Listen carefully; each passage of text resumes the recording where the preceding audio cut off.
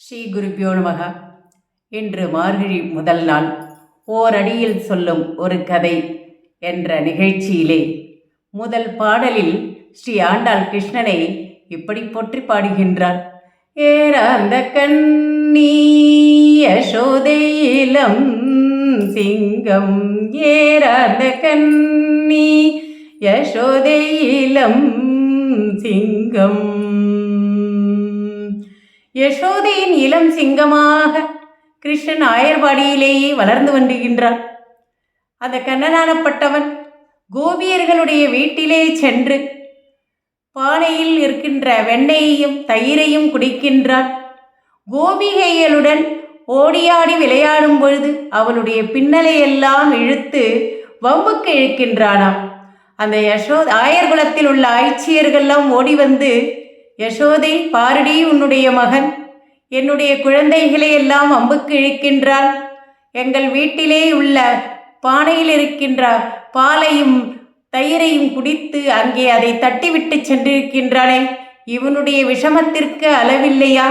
இப்படியெல்லாம் அவர்களெல்லாம் யசோதை இடத்துல வசைப்பாடுகின்றார்கள். அப்படி பாடும்பொழுது யசோதை கிருஷ்ணனை அப்படியே வைத்த கண் வாங்காமல் பார்க்கின்றாள்.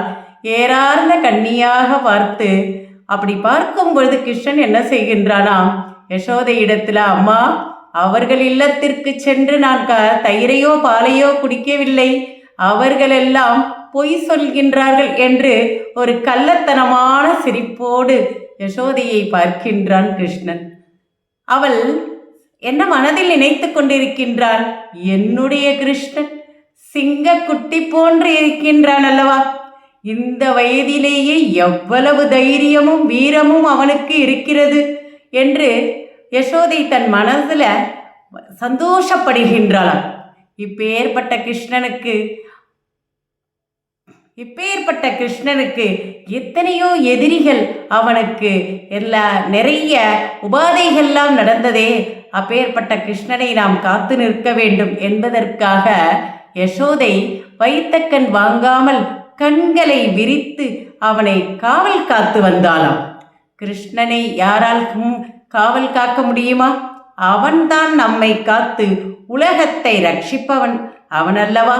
இந்த மார்கழி மாதத்தில் ஸ்ரீ ஆண்டாள் கிருஷ்ணனை துதித்து போற்றுகின்றாள். அதுபோல் நாமும் நம் இல்லங்களிலும் உள்ளங்களிலும் அவனை துதித்து போற்றுவோம். வாருங்கள். நன்றி, வணக்கம்.